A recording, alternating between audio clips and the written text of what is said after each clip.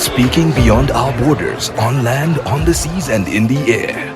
This is the Chief Koti Show.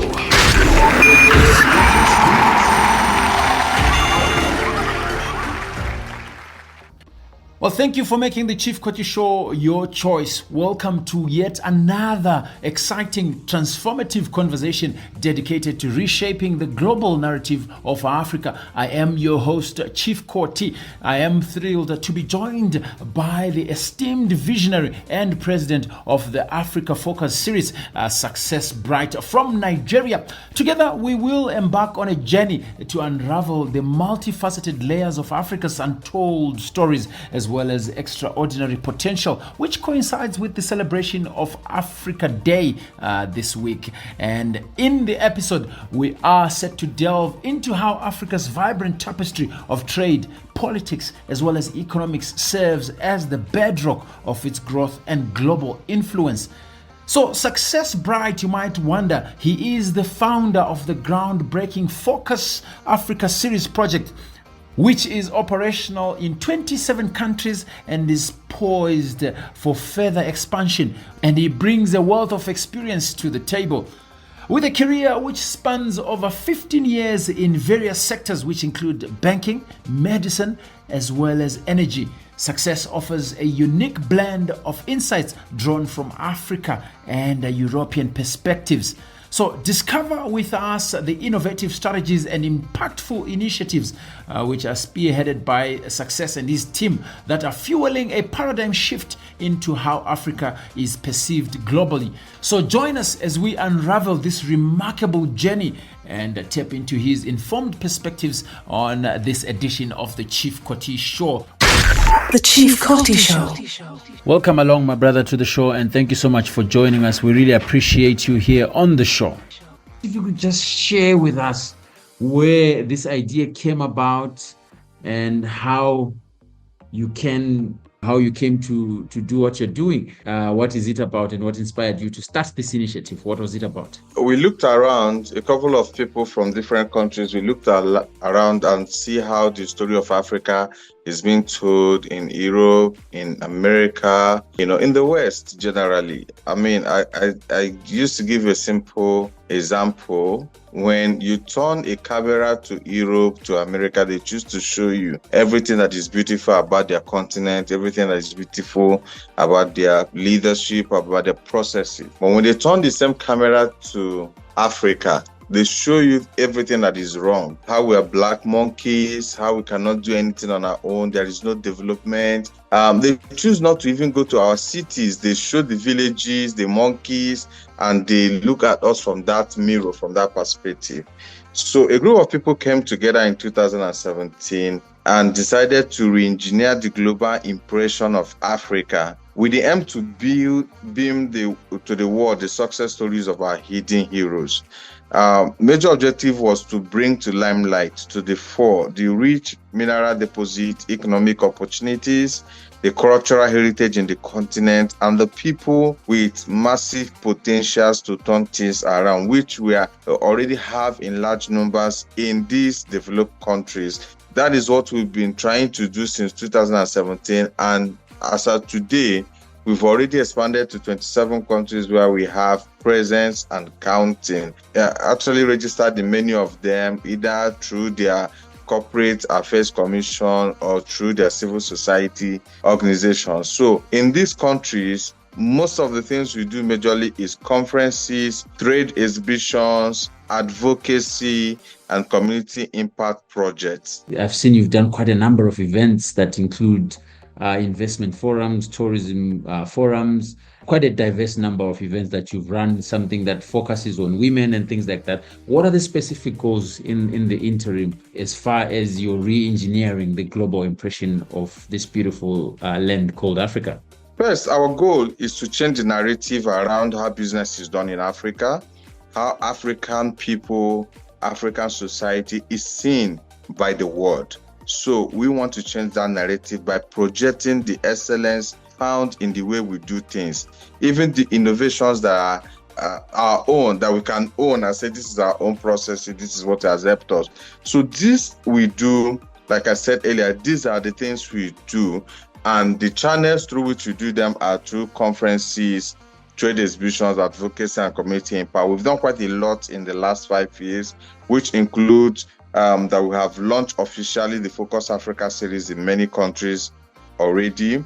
And we have had the Focus Africa Decade of Significance Awards, where we recognize high-profile people in the African society that are making impact, and also people in communities that really don't have a name outside. We find them out and put a spotlight on what they're doing. We have also hosted an Ease of Doing Business in Africa in Cameroon.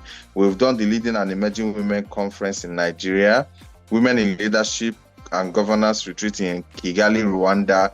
We've also had a Stakeholders Forum on Leadership and Inclusion in South Sudan. We've gone all the way to Ethiopia to have Focus Africa Regional Summit on Trade. And we also have had Focus Africa Decade of Significance Award events. Then we've done things on food, Focus Africa Tourism and Investment in Morocco, and quite a lot. Now, in the next 5 years, we are focusing more on community impact and a lot of focus on trade missions. Recently, we got in talks with the Kenya Chamber of Commerce and Investment to promote trade across the continent, where we're going to have exchange program and a handshake between government policymakers and the organized private sector. That is one. We are also going to London by August to talk about leadership, cultural advancement, and also business investments. And with the sole aim of the later part is to attract investment back from the diaspora to the continent. So these are the things we are working on right now. Later on in the first quarter of 2025, we're going to be hosting an event called The Colors of Africa in Kenya. We want to promote tourism, we want to promote things that unite us together, which is found in our culture, the way we dress, the unique foods we have, the unique ways we greet, the unique ways we smile to ourselves. So we want to promote everything Africa through that program. And after that, we're going back to Rwanda to have my African conference. So these are the immediate things we're working on right now. This is quite commendable. Congratulations on the work that you're doing. We are loving it. We are seeing it. And hence us reaching out to you guys for you to tell the story that Africa has become and will become in the future. With the presence that you have within the 27 countries, and you mentioned that you're still growing that. What would you say are the challenges that you've faced in expanding your project and the initiatives across the continent so far? We are our own problems in Africa. We're looking at a time when we can all unite with one voice and begin to promote our continent for what it is. We have this mentality in Africa that somebody needs to help us. I once listened to Tony Blair, and he said the problems of Africa will be solved by Africans. And I so believed in that. The first challenge we have is trust issues. We have trust issues in the continent. We have somebody from South Africa do not trust somebody from Mali. Somebody from Nigeria do not trust somebody from Zimbabwe. So we're always at the back of each other. We're always suspecting each other. And I would say that largely, majority of these problems have been caused by our own attitude in the continent, the way we also behave when we go to other places. So when we begin to solve this issue of trust, we'll eliminate problems that have hindered our growth, in the continent. So we're making a call for reorientation. In most countries, like in Nigeria, we have the National Orientation Agency. They have different nomenclature in different other countries. So we're saying, let's begin to talk to ourselves, have forums that addresses the issue of, I don't trust you, but you are my brother. I can't deal with you in trade, but you are my brother. We need to address these issues. I'll give you a specific example. Last December, we hosted the Focus Africa Science Innovation Commodity Expo in Abuja, Nigeria. We were trying to get in some people that were interested to come over from a country in the south, in the southern African country, and they had this problem. One of them spoke to me and said, Mr. Bright, I heard that when you come to Nigeria, They will take your wallet on the street. You won't see it again. You have to be very careful. So a lot of people chose not to come because there was this security issues alert that were given to them. But then a few of them that came in from that country, when they finished and left, they sent me a message that said, we never knew Nigeria was this nice. We never knew that there are no criminals on the road and all of that. So there's a lot of things dividing us in the continent that need to be addressed. One of them is to remove the criminal elements that have given us a widespread bad name in the continent, a country against each other, and then promote unity that can enthrone trust. The issue of crime and perception is quite a big one. I've been in the tourism sector for quite a while now. That's something that's very, very difficult, my brother. When you go out there, people want to demonize you, but most cases, we are the ones that share these narratives of a war-torn continent, of a criminal-infested continent. Perhaps we need to do some work in terms of reframing our brand, and I think that's what you guys are taking charge of at the moment. So how do you identify and select these hidden heroes that you spoke about, that you feature in your success stories, and what criteria perhaps do you use success for you to showcase their achievements? Yeah, so at the heart of what we do at Focus Africa is community impact. So we recognize people who are making significant impact in communities around them.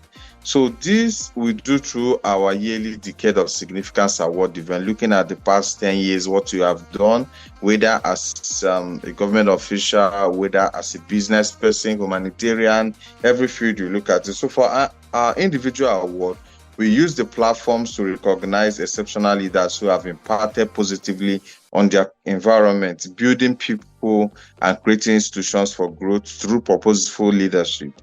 And these qualities actually, they showcase through the value they've added to the lives of ordinary people in our communities. You see this in the way they pay, maybe they're paying tuition fees, giving scholarships to people, building amenities in their communities, doing just things that are very visible to the less privileged, to the vulnerable, and all of that. So these are the criteria we use to choose people to recognize or award them. It's not a political award, it's not who pays more. We actually nobody pays for awards on the Focus Africa platform. So the people we recognize are people who are heavy on community impact project because it's at the heart of what we do.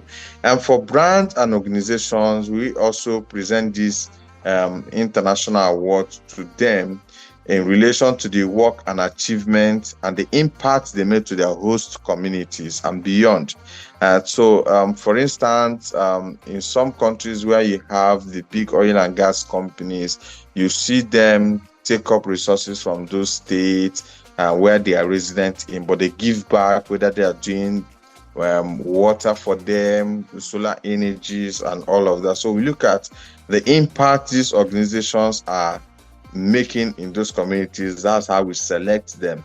We set out on our own as Focus Africa to make sure that we have a huge presence in our communities. So you find out that in the countries where we operate, there are one project or the other going on, and that's the same yardstick we use to assess those who are to benefit from our recognitions and the way we celebrate them. That sounds really good. I hope you will be making your way down to Southern Africa soon to give those awards. And I know quite a number of people that will have their hands up to tell you who they think their hidden heroes are. But perhaps away from the accolades and the awards, in what ways do civil society organizations, government institutions support as well as collaborate with Africa Focus series in implementing the projects and campaigns that you're running?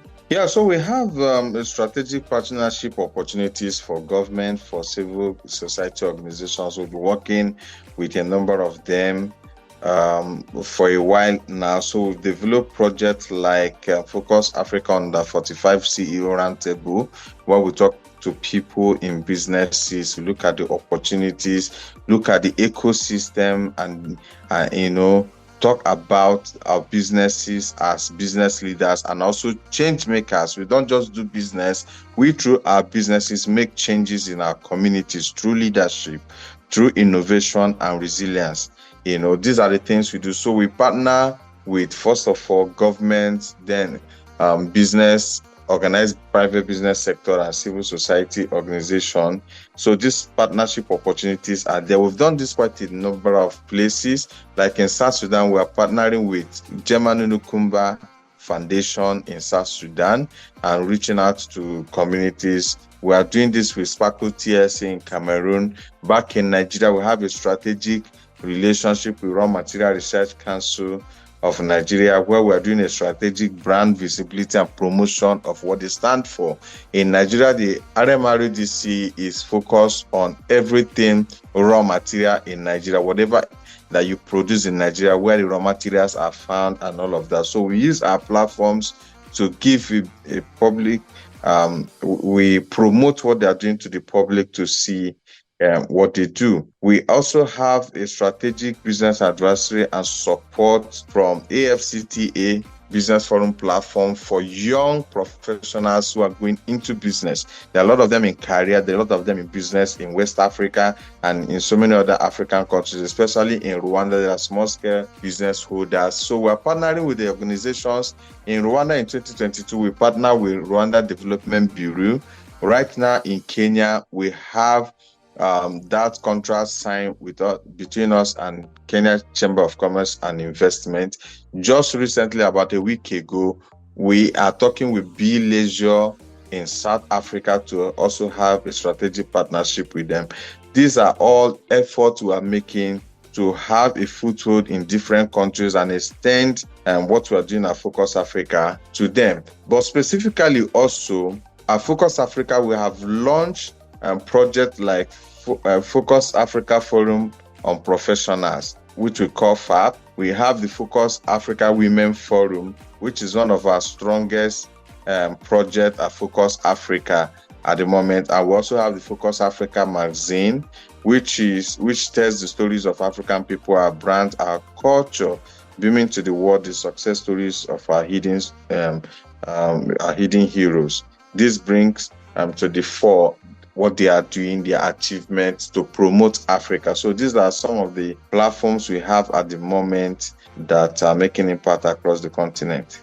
I heard you earlier on talking about these trade exhibitions as well as programs that you've come up with to try and help countries within this beautiful continent to sort of rise up, to attract the right kind of people, investment, and business as well within Africa as well as outside of its borders. How are you working with the Africa Trade bloc right now to try and stimulate intra-Africa trade? Doing any work in that regard? Yes, first of all, what we wanted to achieve when we started Focus Africa was to build a brand name, tell our stories, have a few conferences, bring some African leaders together. There are a few things that appeals to them, which we started off with. I so much believe that you create fun and you go into business. The reason is that a lot of business leaders are already too busy, already too stressed out. So we started off with programs that give them networking opportunities with others, and they are coming at home with us. They are excited about what we are doing. So gradually we are moving into other things. Promoting trade in Africa is something that is very serious and we need to do. So we've started off with having discussion, a 10-year discussion with Kenya Chamber of Commerce and Investment, KNICCI. And we've also have a strategic partnership right now with Organization of Women in International Trade, OWIT. OWIT have chapters in different countries. In fact, in almost all the countries, OWIT have chapters, and it's driven largely by women. And of course, you know that women are very big in value chain, manufacturing, production, small-scale businesses, and all of that at the moment. We are also in partnership with WAITI, Women in Export Trade International. So gradually we are coming, we've made an official request to AFCTA in Ghana Secretariat to have to have a discussion, business roundtable to promote trade and all of that, waiting for them to respond. So our immediate reach out at the moment is that we are already sending out communication to trade ministries in different countries. We've just done that with Tanzania, we've done that with Kenya, we've done that with Rwanda already. And strategically, Focus Africa is positioned at all the regions in Africa. We have office in Morocco, serving the Northern African countries. We have office in Kenya. We have office in Rwanda for East Africa. We have office in Cameroon for Central African Republic. We have in Nigeria for West Africa. And that is how, from these regional offices, we also have our regional directors, and we are reaching out to trade ministries in all of these countries to say, hey, we are Focus Africa. We want to help your work by promoting in trade between countries and countries in Africa. Now, another discussion we are also trying to address first before we really come down on trade is border conflicts. In most African countries, there is a huge crisis going on in the borders. For instance, in West Africa, in almost all the West African countries, there are border crises. In Nigeria between Togo, in Nigeria between Ghana and Cameroon, and a whole lot is going on. And then you see that also in Mali, in some of those Ivory Coast, there are border issues. So if we're able to solve also the border conflicts, trade will become easy. If you look at the East African bloc right now, the EAC, there is a serious, tremendous business deals going on in those countries because they are trying every day to solve issues around their border, especially if you look at Kenya and Tanzania going by the road and all of that. Things are becoming easy in those regions. So we're looking forward to solving the issues around the conflict issues around our borders, because that will really enhance trade. And we are working seriously on that with all of the partnerships we've signed already and the future engagements we want to do with the ministries. Fantastic work that you've done so far. You can just shed light on, the future plans for Africa Focus series, how you envision to further spread awareness about Africa, particularly from a rich mineral deposits perspective, the economic opportunities that lie within this beautiful continent, the cultural heritage that you were talking about earlier on, as well as the tourism that we have at a global scale. We started off with projects in Africa, and we are very happy with where we are at the moment. Very, very happy at the moment. Our focus is shifting a bit, which is why we are having a conference on the global stage, talking about London in August. And we're bringing in strategic partners because we actually want to put Africa on a global map. We are partnering with the African Diaspora Corporation at the moment, which is one of the biggest umbrella body for diasporans, Africans in diasporas, especially in Europe, and we are also working back in Nigeria with the Nigerian Diaspora Forum. And all of these are geared towards promoting Africa on the world stage. There is a project we used to work on before, which says, eat what you produce what you eat, and then you can export others. There are enormous potentials in Africa, from Kenya to South Sudan to Eritrea to Ethiopia, Zimbabwe, you come to Cameroon, Equatorial Guinea, Nigeria. There's enormous potentials in our wildlife, there are enormous potentials in our green area. In fact, even in the number of people we have in this continent is a huge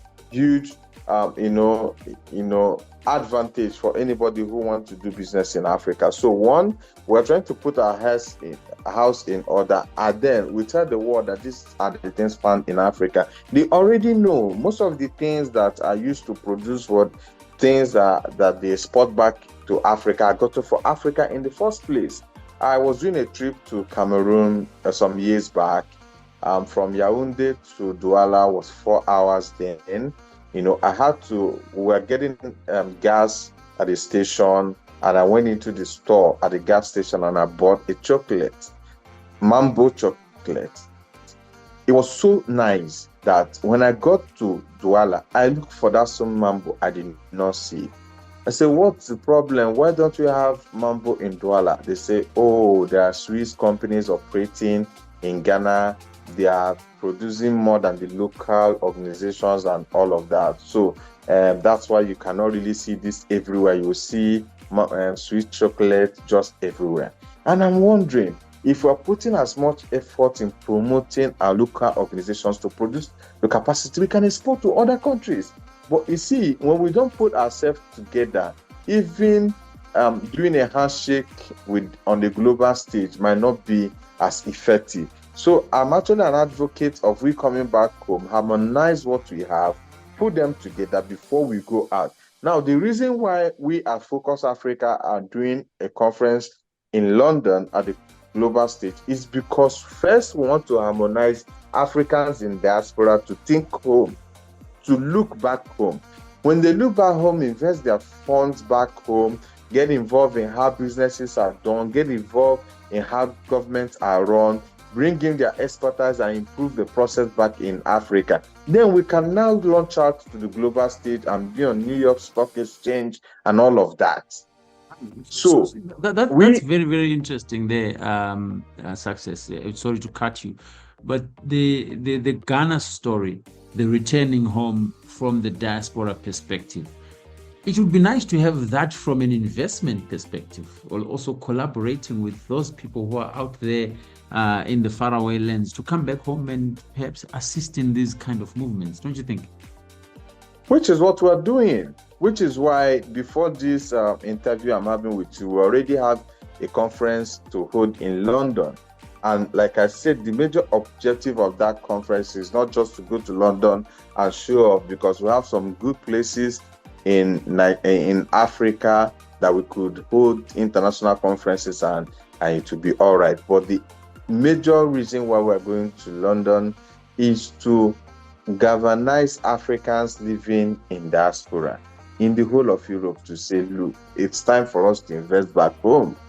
It's time for us to invest back in our hospitals, in our manufacturing industries, in our education system, and all of that, because your root is here. And before now, there is actually a serious awareness going on. Now, people in diaspora actually know that one day they will come back to their roots, but they need a level of reassurance, which we that are on ground can give to them. That is why we're having this discussion in London. So it's an important thing to do at this moment to say, hey, Africans in diaspora, think home. In fact, let me tell you, this is something that I've been in the planning for a while.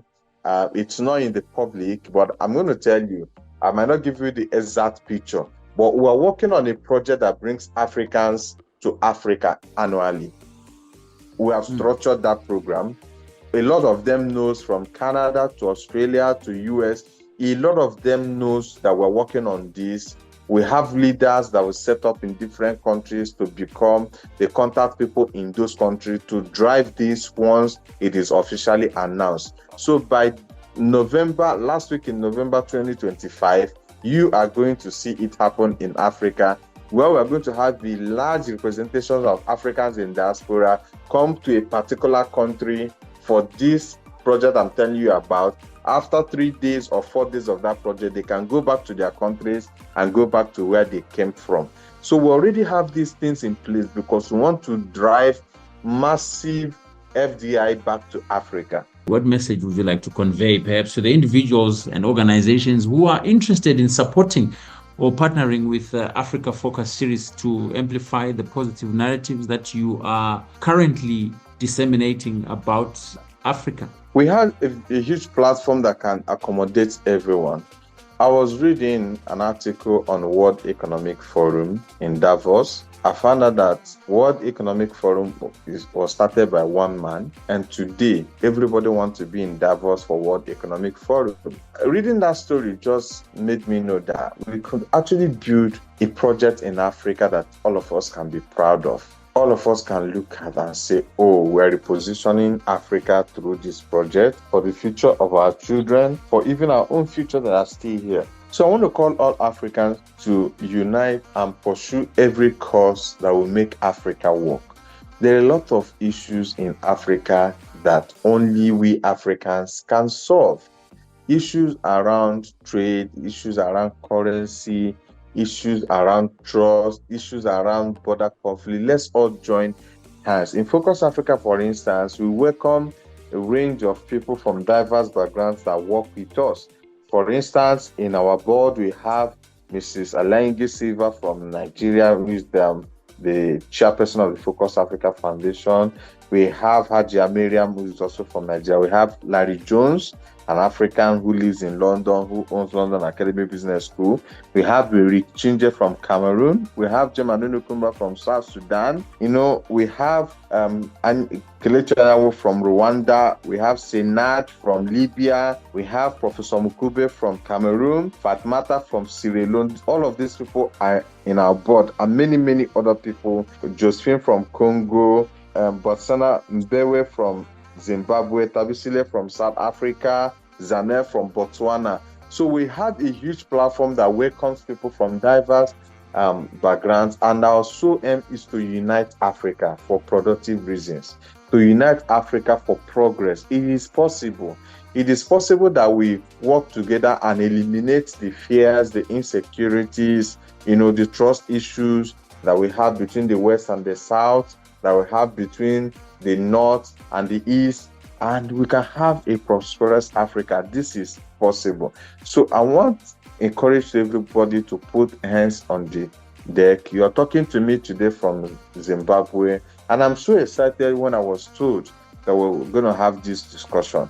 I was very excited. We want to see more of this come up often, so that people can talk to people in other regions, other people talk to other regions, so we can realize that we're first Africans before whatever that divides us. Fabulous, my brother. I really want to thank you for making time for us. We are going to catch up with you around August period there, when you're now preparing your final touches of going into the UK to have this series in the United Kingdom to talk to the diaspora, like you said, so that when they come back into Africa, they assist us in continuing shaping these narratives of Africa. I really want to appreciate you for making time to be with us and to talk to us. And absolutely brilliant talking to you. Thank you so much for having me on this show.